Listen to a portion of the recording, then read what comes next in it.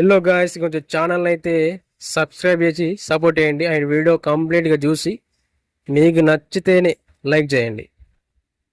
Hi guys, అప్పట్లో వచ్చిన పవన్ కళ్యాణ్ గారి తమ్ముడు మూవీ అన్నయ్య కోసం తమ్ముడి పోరాటం. ఇప్పుడు నితిన్ గారి ఈ తమ్ముడు మూవీలో అక్క కోసం తమ్ముడి పోరాటం. లాస్ట్ ఫ్యూ ఇయర్స్ నుంచి ఆయనకి ఒక్క ఇట్లు సినిమా కూడా లేదు. అదే రొటీన్ రొట్టా స్టోరీ, అదే రొటీన్ రొట్టా మూవీస్. వస్తాడు, ఫ్లాప్ ఇస్తాడు, వెళ్తాడు, రిపీట్. వస్తాడు, మళ్ళీ ఫ్లాప్ ఇస్తాడు, మళ్ళీ రిపీట్. తమ్ముడు ఫస్ట్ గ్లిమ్స్ చూసినప్పుడు కూడా నేను అదే ఫీల్ అయినా. అదేదో ఏది ఆర్చరీ స్పోర్ట్స్ డ్రామా అనుకున్నా. ఆర్చరీ చూపెట్టారు మనకు ఆర్చరీ స్పోర్ట్స్ని. సో ఇదేదో స్పోర్ట్స్ డ్రామా అనుకున్నా. మళ్ళీ యాజ్ ఇట్ ఈస్ మన నితిన్ అన్న అటర్ ఫ్లాప్ మూవీ తోటి మన ముందుకు వస్తుండు అని అనుకున్నా. బట్ ఈ టీజర్ రిలీజ్ అయినప్పుడు, టీజర్ చూసిన తర్వాత నా ఒపీనియన్ అయితే కంప్లీట్గా చేంజ్ అయిపోయింది. ఏదో సంథింగ్ మిస్టరీ, ఏదో ఎలిమెంట్ అయితే ఉంది అన్న ఫీలింగ్ అయితే నాకు అనిపించింది టీజర్ చూసిన తర్వాత. సో ఇదేదో వర్కౌట్ అయ్యేలా ఉంది మన నితిన్ అన్నకి ఆఫ్టర్ లాంగ్ టైం. ఇదేదో కొంచెం వర్కౌట్ అయ్యేలాగే ఉంది అని అనిపిస్తుంది. ఆ వైబ్ సైజ్ వస్తున్నాయి టీజర్ చూసిన తర్వాత మనకైతే. ఇది స్పోర్ట్స్ డ్రామా పెట్టి తమ్ముడు అని టైటిల్ ఎందుకు పెట్టిర్రా అని అనిపించింది నాకు.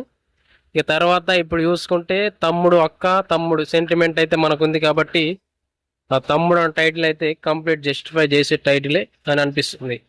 ఇంకా టీజర్ చూసిన తర్వాత మనకు స్టోరీ ఏమర్థమైంది అంటే, Nitin is a archery player. అలాగే వాళ్ళ అక్కకి ఏదో సంథింగ్, ఏదో వాళ్ళ అక్కకి జరిగింది ఆ ప్రాబ్లం. సో మన నితిన్ ఆ ప్రాబ్లం నుంచి వాళ్ళ అక్కని వాళ్ళ ఫ్యామిలీని ఎలా బయట పెట్టాడు అనేది స్టోరీ అని మనకు అనిపిస్తుంది టీజర్ చూసుకుంటే. సో ఒక విలేజ్, ఒక ట్రైబల్ విలేజ్, వాళ్ళ ఆచారాలు సంప్రదాయాలు చాలా డేంజరస్గా ఉంటాయి. అండ్ వీళ్ళ వరల్డ్ బిల్డింగ్లో, వీళ్ళ విలేజ్కి సంబంధించిన దాంట్లో నితిన్ వాళ్ళ అక్క ఏదో ఇన్వాల్వ్మెంట్ ఉండే ఉంటుంది. సో అప్పుడు వాళ్ళని కాపాడడానికి నితిన్ గారు ఆ విలేజ్కి వెళ్తాడు. ఒక్కసారి ఆ విలేజ్కి వెళ్తే బయటపడడం చాలా కష్టం. ఆ విలేజ్కి రావాలన్నా పోవాలన్నా ఒకటే దారి. ఇలాంటి డైలాగ్స్ అయితే మనం అందులో చూసినాం. బాగా అనిపించింది. టీజర్ మొత్తంలో నాకు బాగా నచ్చింది ఏంటంటే బీజిఎం. అజనీష్ బాగా, ఆయన ఇలాంటి సినిమాలకు మ్యూజిక్ అయితే చింపేస్తాడు. ఏది కాంతార కావచ్చు, మంగళవారం కావచ్చు, ఇలాంటి జానరా మూవీస్కి అయితే ఆయన పర్ఫెక్ట్ ఇస్తాడు BGMs. Some times Virupaksha, Kantara vibes అయితే వచ్చినాయి కొన్ని షాట్లు, కొన్ని అవి చూసుకుంటే. బట్ ఇది కంప్లీట్ డిఫరెంట్ స్టోరీ.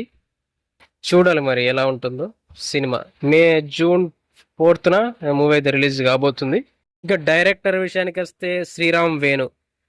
నేను ఫస్ట్ ఈ మూవీ అనౌన్స్మెంట్ చేసినప్పుడు వేణు ఎడ్లండ్ అనుకున్నాం. మన బల్గా మూవీ డైరెక్టర్ ఆయననేమో అనుకున్నా.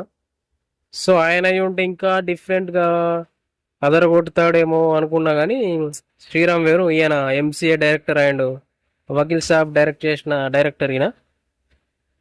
సో చూడాలి మరి మూవీ ఎలా ఉండబోతుందో. నాకైతే కొంచెం ఎక్స్పెక్టేషన్స్ అయితే పెరిగినాయి టీజర్ చూసిన తర్వాత.